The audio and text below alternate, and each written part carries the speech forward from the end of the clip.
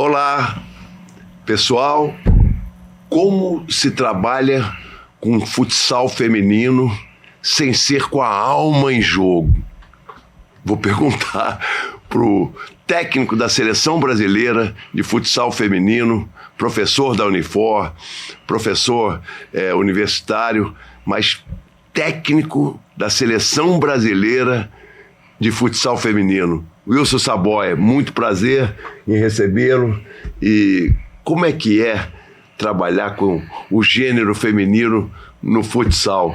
Já que no futsal, foi proibido há menos de meio século que as mulheres chutassem uma bola. Como é que é essa sua história com o futsal feminino? Primeiramente, Bial, agradecer pelo convite. Fico muito feliz de estar podendo bater esse papo com você, pela pessoa que você é, íntegra, respeitada no Brasil todo. Isso me deixa muito satisfeito. E estar falando do meu esporte, que eu sou apaixonado. Eu costumo dizer que eu só posso sair de casa para ministrar aula se eu tiver conteúdo e paixão. Se eu não tiver essas duas relações, eu não tenho como enfrentar os minhas atletas e os meus alunos. Eu trabalho com futsal há 34 anos, tenho um amor por esse esporte. 34 com as mulheres? Não, desde todos os gêneros. Todos os gêneros, mas com as mulheres desde 2001, que a gente está aí 22 anos aí à frente, trabalhando com o gênero feminino. Tem, logicamente, alguns obstáculos que a gente tem que... A mulher é mais sensível, né? Mas elas são brilhantes na quadra.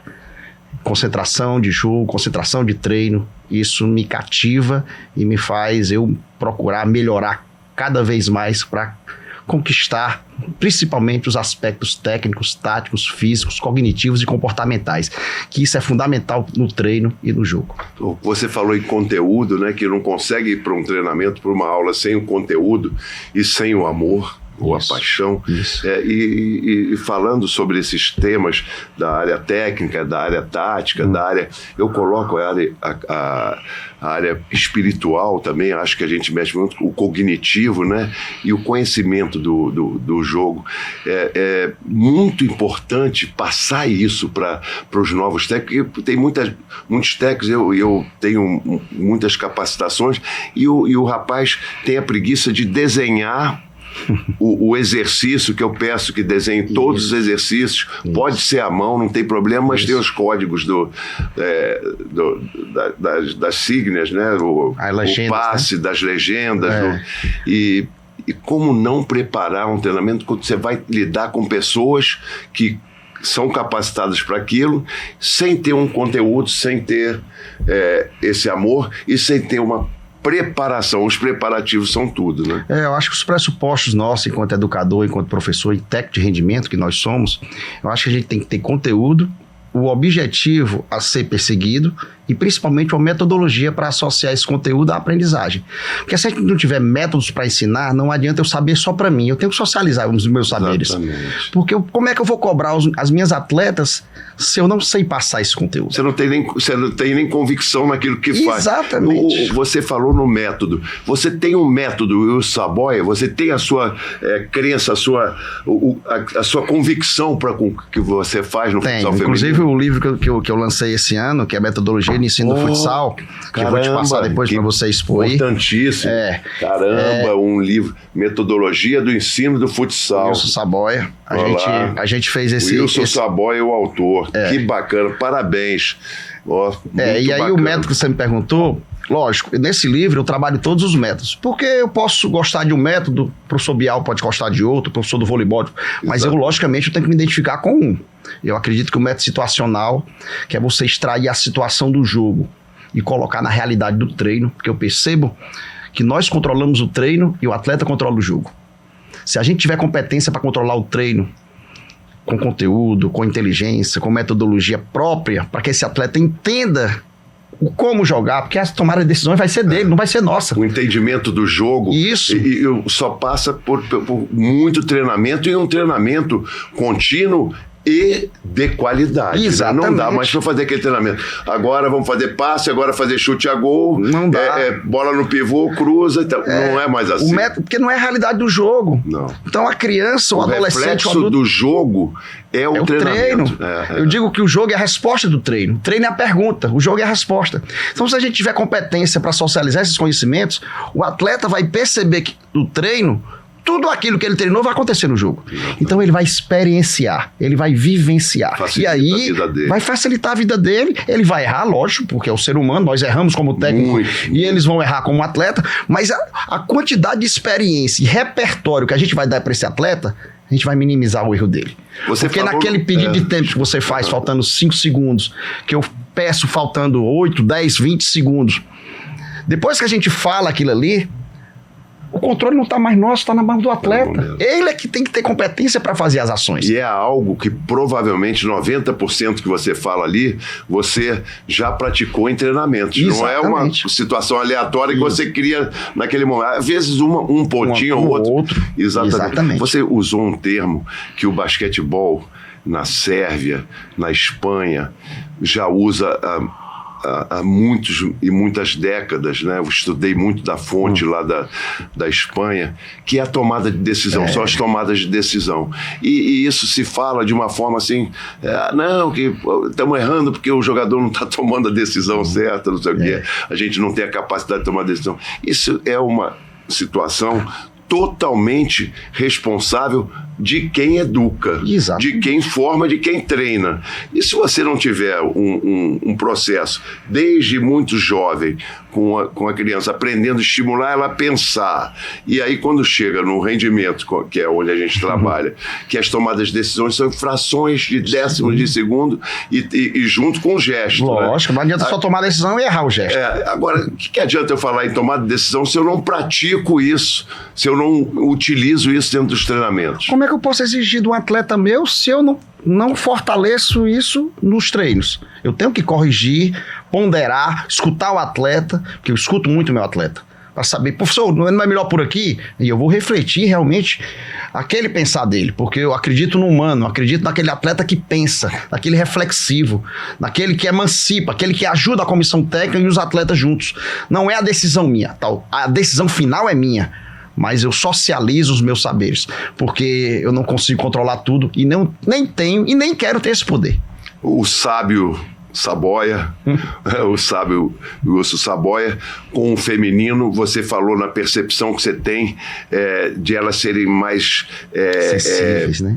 Atentas, né, ao processo, que elas têm uma capacidade relacional um pouquinho diferente do masculino.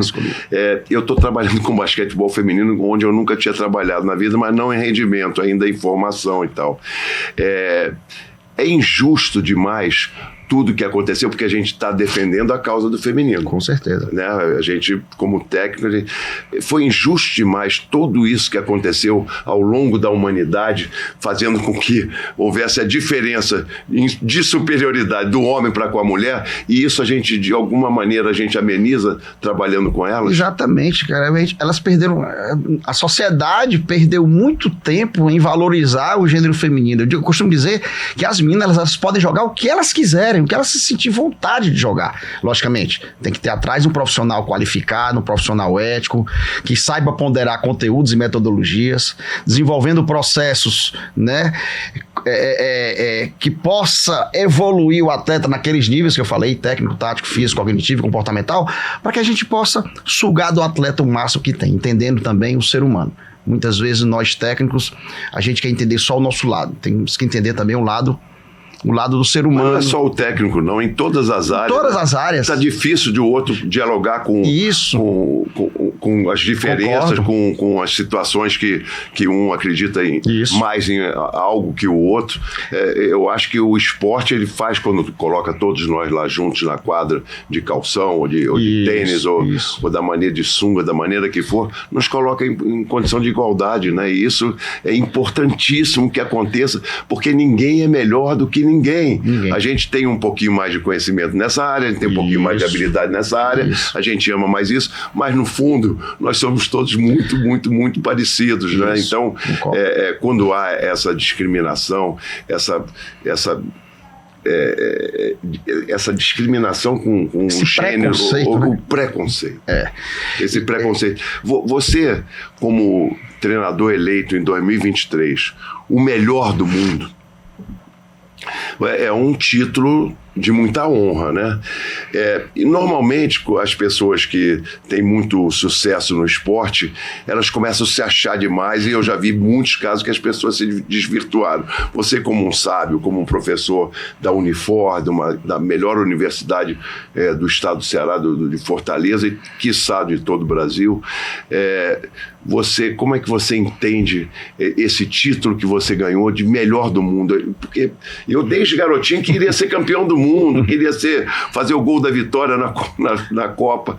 Como é que você se sentiu? Como é que você se sente como o melhor do mundo? Eu me sinto feliz, lógico, pelo título que eu ganhei da revista Futsal Planet, que é uma revista conceituadíssima no mundo todo, inclusive reconhecida pela FIFA. Mas as pessoas, a gente não conquista nada só. Nós temos que ter uma comissão técnica, temos que ter gestores que apostem na gente, e principalmente atletas que comprem nossa ideia. A gente precisa muitas vezes ser mais gestor de pessoas do que propriamente técnico dentro de quadra. Eu prefiro que a minha atleta olhe para mim como eu ser uma pessoa do bem do que ser um bom técnico. Isso para mim é impagável.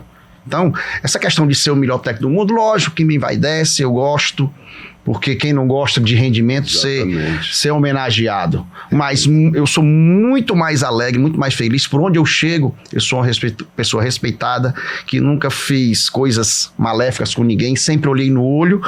Lógico, disse coisas que as pessoas às vezes não querem ouvir, mas disse com as minhas verdades. Porque triste da pessoa de sair de casa, não conseguir dizer as verdades que ela acredita. De você, como gestor de pessoas, que você não mostre o caminho e que não corrija o que você acha que não está dentro do viés que você acredita. Com certeza. A gente falou no começo na integridade que nos une, né? A forma honesta de lidar com as pessoas. Quantas e quantas vezes aconteceu na minha vida, deve ter acontecido com você, de você chamar a atenção, você chegou atrasado. Aí você chegou atrasado a segunda vez. Aí você chegou atrasado a terceira vez e ainda falou que os outros também chegam atrasados, ainda falou mal dos outros. Essa relação, ela chega ao limite, né?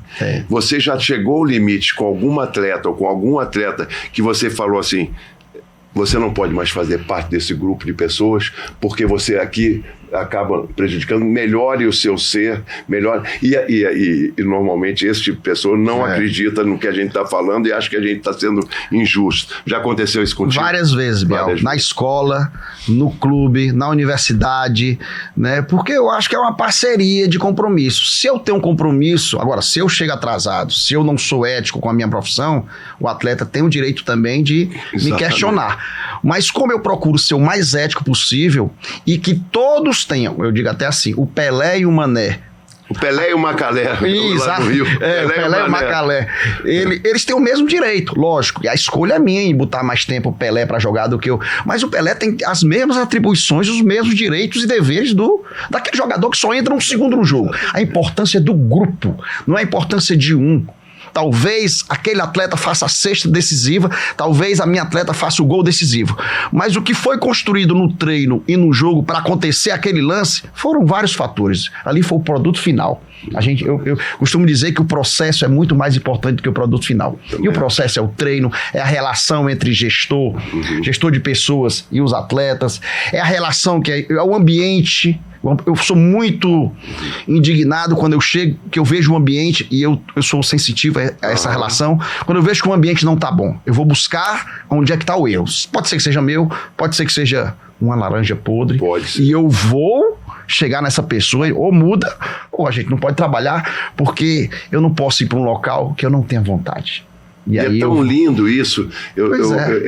Quando a gente fez educação física, lá nos primórdios dos anos 70, com o Ney Pereira, grande técnico um abraço para ele, grande jogador, a educação física era colocada como uma coisa marginal. Isso. E hoje, quando a gente fala que o mundo não é individual, o mundo não é feito por uma pessoa, o mundo é feito pelos grupos, pelas comunidades, pela humanidade.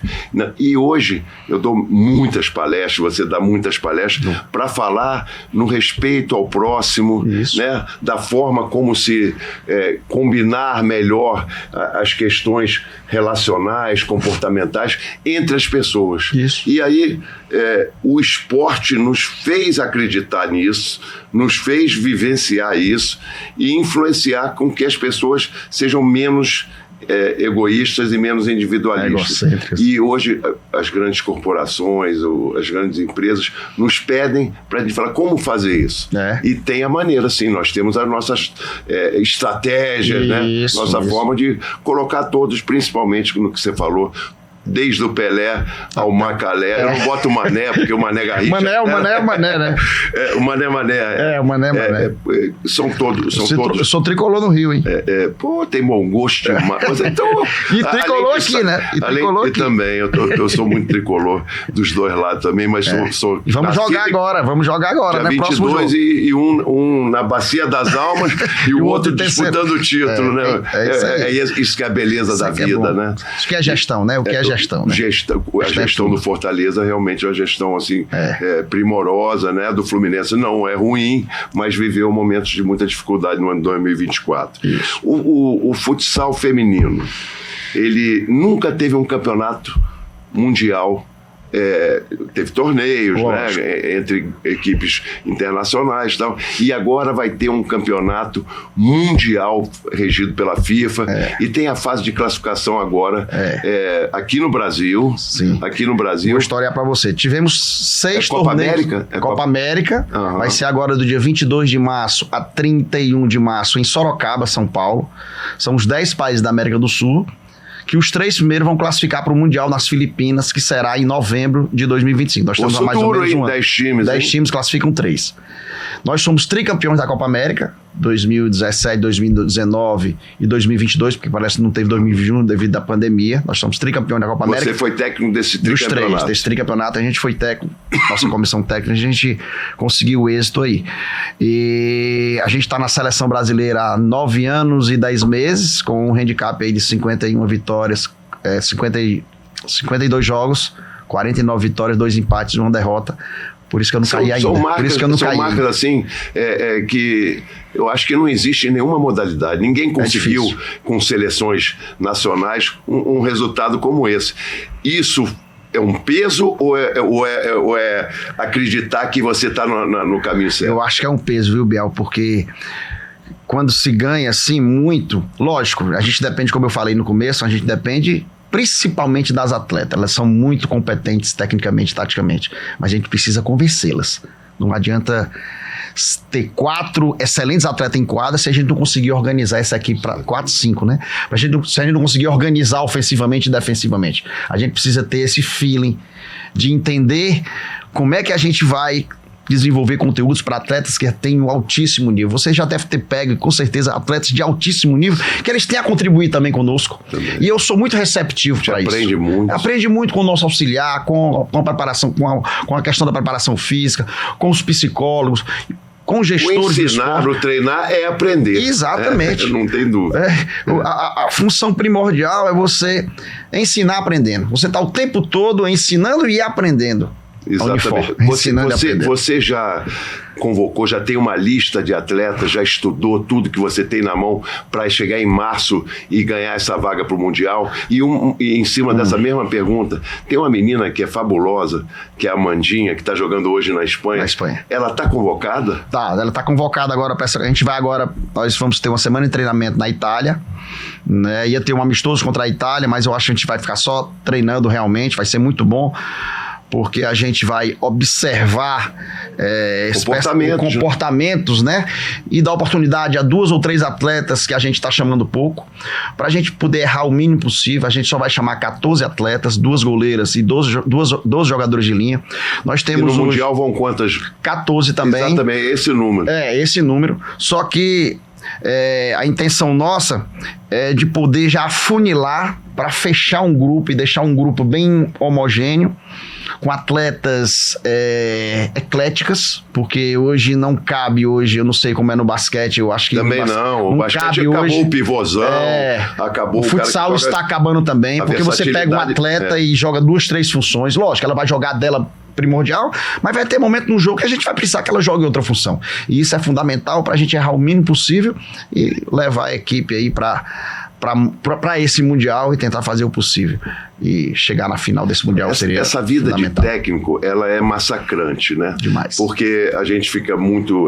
somos pessoas públicas, a gente fica muito em evidência, e quando ganha é genial, quando perde é bestial. Você tá com um número aí só de genialidade, que é ótimo, mas não é o comum, né? Não é comum. Por que a sociedade brasileira é tão punitiva para com seus técnicos? E lógico que no futebol agora é uma invasão de técnicos muito mais preparados do que os nossos técnicos brasileiros, porque estudaram mais, tiveram escola de treinadores. Mas de toda forma, estou falando dos esportes em geral.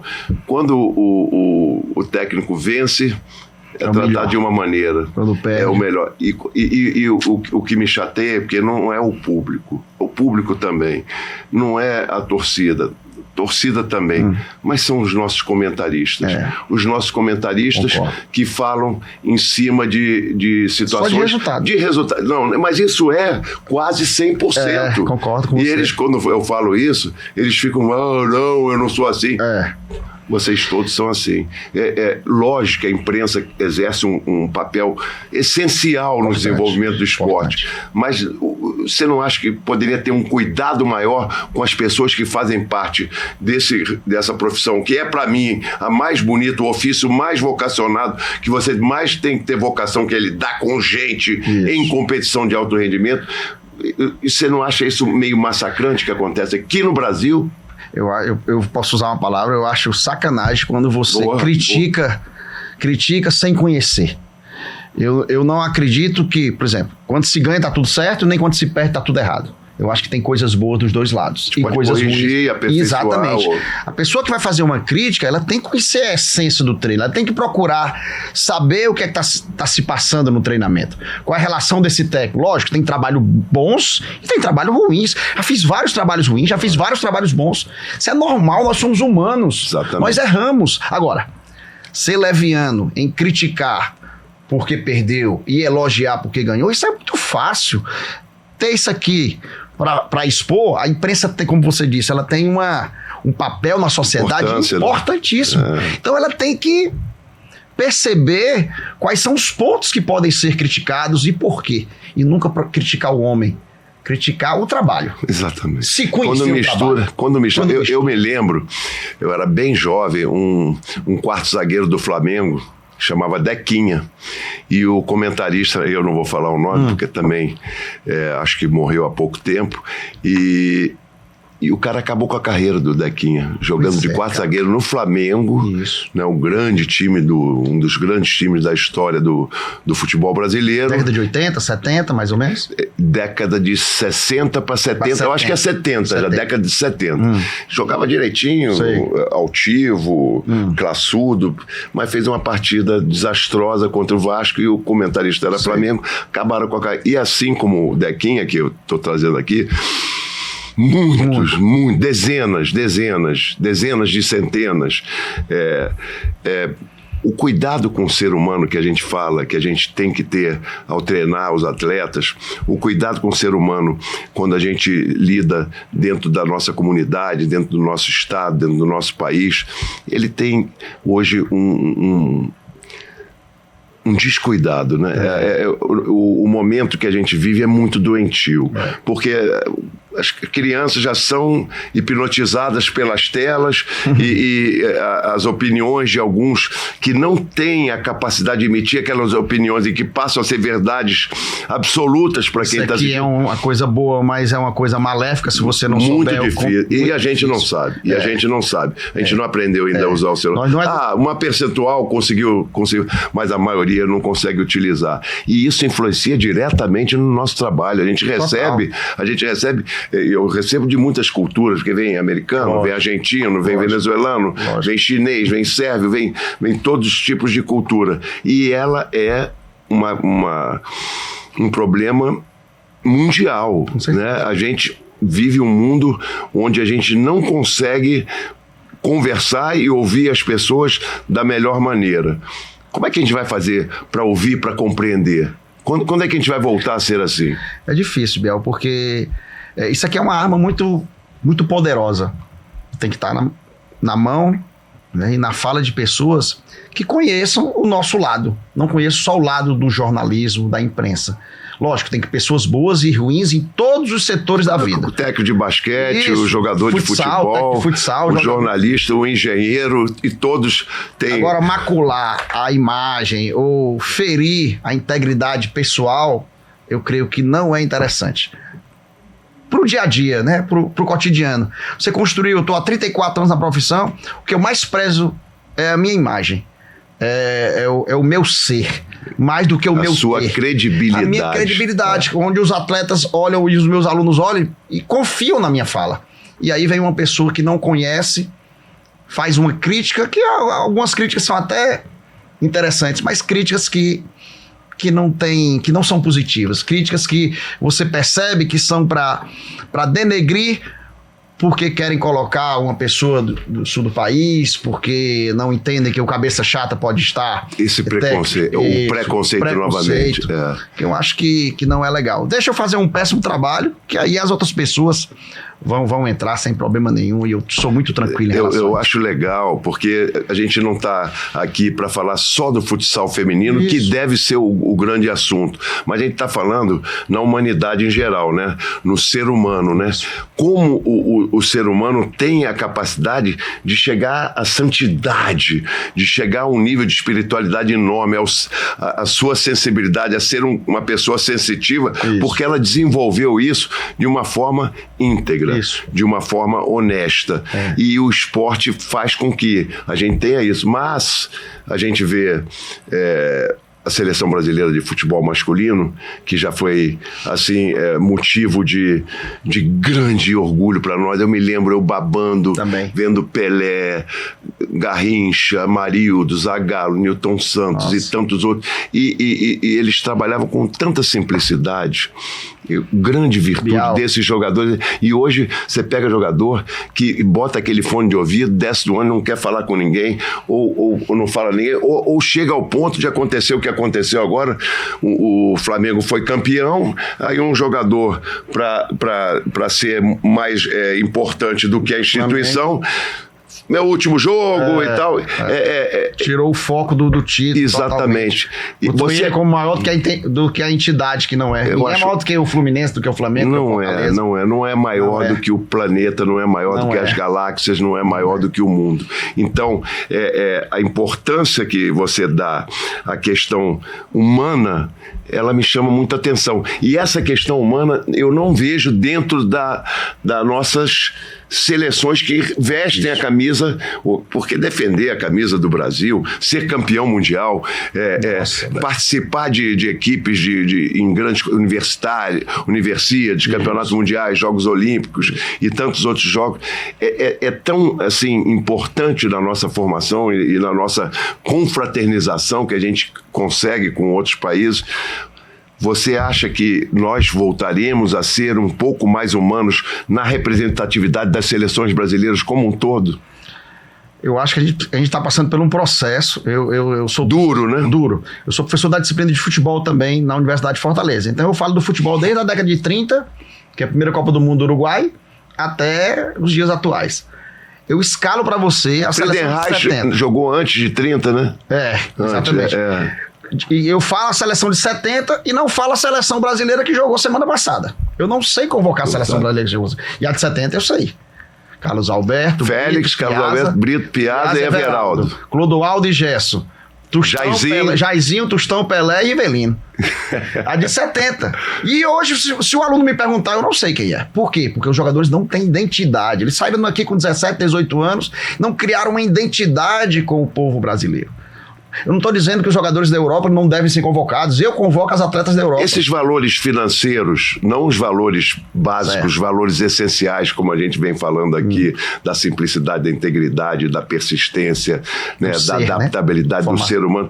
Eu estou falando dos valores, assim, transforma muito a cabeça, porque o capitalismo, em alguns pontos do planeta, formam culturas muito estranhas. E você acha que ter muito dinheiro pode desviar o foco desses grandes jogadores? Com certeza, né? Porque normalmente a essência do jogador brasileiro, ele sai de onde? Classe D e E, classe C, D e E. poucos são atletas de uma classe B, classe A. Um Caio Ribeiro. Um Caio Ribeiro, o Sócrates, né, o Tostão. Você pega ali 5 ou 6, todos os outros saíram da classe. E os milhões de outros atletas. Aí, uma hora para outra, Bial, um atleta desse recebe uma proposta de milhões, mexe com a cabeça do sujeito. Se não tiver uma pessoa por trás. Backstage, uma pessoa por trás que consiga não direcionar, mas orientar na carreira desse sujeito, ele, infelizmente, a tendência é ele desviar. Eu vejo isso em seleções e na do futebol foi o que mais me chamou a atenção. Mas, por outro lado, eu vejo uma Rebeca Andrade, que é uma atleta que vem de Guarulhos, lutando ali contra o preconceito por ser negra, apesar que a Daiane já tinha acabado um pouco com isso, e faz uma Olimpíada maravilhosa, né? Como ela fez, a maior atleta de todos os tempos, depois do Pelé. Isso. Porque ela é realmente impressionante. E simples. Eu encontro com ela na Secretaria de Esporte do Rio de Janeiro, legal. Tentando receber, se inscrevendo para receber a Bolsa Atleta e tal. E hoje ganhando milhões, né, pela condição que ela adquiriu de ser uma grande esperança, de ser um grande exemplo para toda a sociedade. Então, o futebol realmente é o mais afetado, eu acho, quando se fala na defesa da seleção brasileira. Esse Mundial de 2027, você quer que suas meninas sejam exemplares, você quer que suas meninas sejam campeãs? Ou você quer as duas coisas? Eu quero as duas coisas, porque eu sou do rendimento. Então eu quero que elas rendam fora e dentro de quadra. Lógico, render fora de quadra para mim é mais importante, por quê? Porque a formação para a vida é o caráter, né? Mas lógico, eu como técnico de rendimento, eu quero que elas rendam e sejam campeões mundiais, porque não sou eu que vou ser campeão mundial, são elas que irão ser campeões mundiais. E nossa comissão técnica vai ajudar, vai apoiar, vai logicamente desenvolver um trabalho, eu digo um trabalho de tentar fazer um trabalho de excelência. Então eu quero ser campeão mundial dentro e fora de quadra. Resposta linda. E aí, queria que você, já que você deu uma aula aqui, a gente pôde abordar temas que pessoas ficam muito em cima do muro, e você foi muito claro ao responder. Eu queria que você falasse da importância do nós, como você falou desde o início, em que eu acredito piamente, é muito mais forte esse senso de conexão entre as pessoas que formam uma unidade, e que aí a gente conquista grandes vitórias, sucessos, lucro do que o eu. O eu é muito importante. A gente se qualificar, sermos honestos, sermos bacanas. A palavra honestidade e integridade entrou bastante no programa. E essa diferença para você fechar com um golaço da vitória do título mundial, essa diferença, o nós é mais importante do que o eu.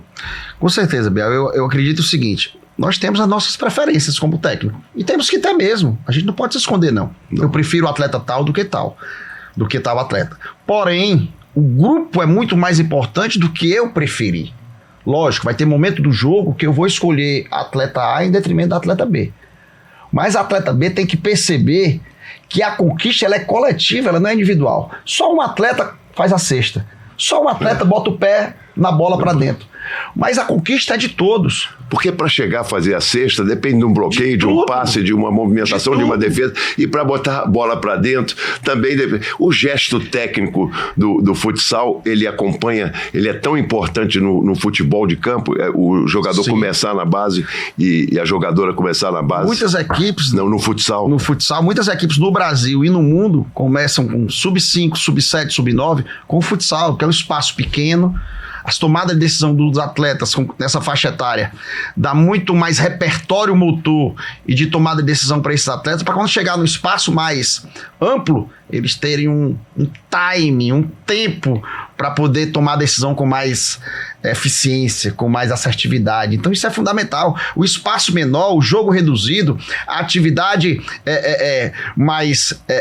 com espaço reduzido, te dá um repertório de tomada de decisão, e isso vai ficando no cognitivo do atleta. Eu vou ter que tomar uma decisão aqui rápida. agradecer a você. Opa, eu que agradeço. Essa aula de... Não sei se você gostou, mas... Eu amei. Foi meu coração. Eu amei, porque professor é uma coisa, técnico é outra. E você é um grande professor e um super técnico. Muito obrigado, Wilson Saboia, pela aula que você deu, pelo treinamento de rendimento que você deu pra gente aqui. Obrigado. Beijo. Tomar essa decisão agora. Beijo no seu coração. Beijo no coração, Valeu. meu irmão. Tamo junto. Obrigado.